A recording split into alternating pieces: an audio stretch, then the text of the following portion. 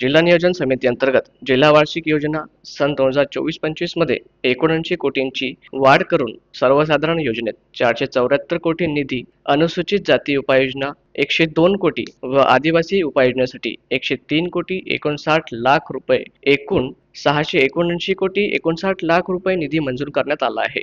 शासकीय यंत्रणांनी 31 ऑगस्ट 2024 पर्यंत निविदा प्रक्रिया राबवून विकास कामांचे कार्यारंभ आदेश द्यावेत असे निर्देश उच्च व तंत्र शिक्षण वस्त्रोद्योग मंत्री तथा पालकमंत्री चंद्रकांत पाटील यांनी दिले आहे। जिल्हा नियोजन समितीची आढावा बैठक पालकमंत्री चंद्रकांतदादा पाटील यांच्या अध्यक्षतेखाली नियोजन भवनात घेण्यात आली। त्यावेळी ते बोलत होते। खासदार बळवंत वानखडे, दिव्यांग मंत्रालयाचे अध्यक्ष तथा आमदार ओमप्रकाश उर्फ बच्चू कडू, आमदार सुलभा खोडके, आमदार रवी राणा, आमदार यशोमती ठाकूर, आमदार प्रताप अडसड, आमदार देवेंद्र भुयार यांच्यासह जिल्हाधिकारी सौरभ कटियार, पोलीस आयुक्त नवीनचंद्र रेड्डी, महानगरपालिका आयुक्त सचिन कलंत्री, जिल्हा परिषदेच्या मुख्य कार्यकारी अधिकारी संचिता मोहापात्रा, सहाय्यक जिल्हाधिकारी पी मीनू, पोलीस अधीक्षक विशाल आनंद, निवासी उपजिल्हाधिकारी अनिल भटकर, जिल्हा नियोजन अधिकारी अभिजित मस्के तसेच विभागाचे प्रमुख यावेळी उपस्थित होते। पालकमंत्री श्री चंद्रकांतदादा पाटील पुढे म्हणाले की जिल्ह्यातील सर्व लोकप्रतिनिधी व नियोजन समिती सदस्यांनी मंजूर निधी अंतर्गत विविध विकासात्मक कामांचे प्रस्ताव दिनांक 10 ऑगस्ट 2024 पर्यंत प्रशासकीय यंत्रणांकडे सादर करावेत। महाराष्ट्र विधानसभा आचारसंहिता आगामी काही दिवसातच लागण्याची शक्यता आहे।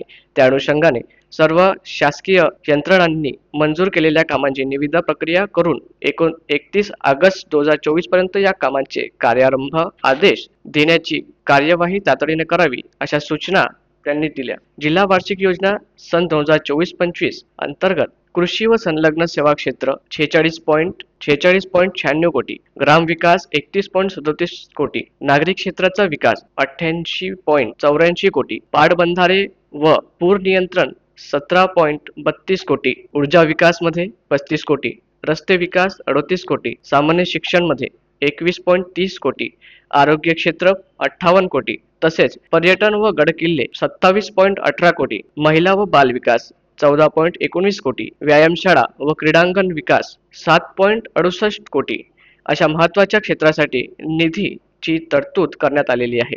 तसेच केंद्र सरकारच्या आकांक्षित तालुका कार्यक्रमास अमरावती जिल्ह्यातील चिखलदरा व धारणी हे 2 आकांक्षित तालुक्याचा समावेश करण्यात आला आहे। यासाठी 10 कोटींची निधी ठेवण्यात आलेली आहे। तसेच ज्या यंत्रांनी अद्याप सन 2023-24 मधील मंजूर कामासाठी आवश्यक दायित्वाच्या निधींची मागणी केली नाही, ती मागणी लवकरात लवकर करण्याचे निर्देशही यावेळी करण्यात आले। प्रारंभी जिल्हाधिकारी सौरभ कटियार यांनी मुख्यमंत्री माझी लाडकी बहीण, मुख्यमंत्री युवा कार्य प्रशिक्षण योजना व मुख्यमंत्री तीर्थदर्शन योजना संदर्भातील सादरीकरण केले। मुख्यमंत्री लाडकी बहीण योजनेअंतर्गत जिल्ह्यात 4 लाखापेक्षा जास्त महिलांची नोंद झाली असून त्यापैकी 1,35,000पेक्षा जास्त प्रकरणांची पडताळणी झाल्याचे दिसून आले आहे। यावेळी पडताळणी झालेल्या 10 लाडक्या बहिणींना पालकमंत्र्यांच्या हस्ते प्रमाणपत्राचे वाटप करण्यात आले। तसेच मुख्यमंत्री युवा कार्य प्रशिक्षण योजनेअंतर्गत जिल्हाधिकारी कार्यालयात प्रशिक्षणार्थी म्हणून निवड झालेल्या 30 प्रशिक्षणार्थींना पालकमंत्र्यांच्या हस्ते नियुक्तीपत्र देण्यात आले।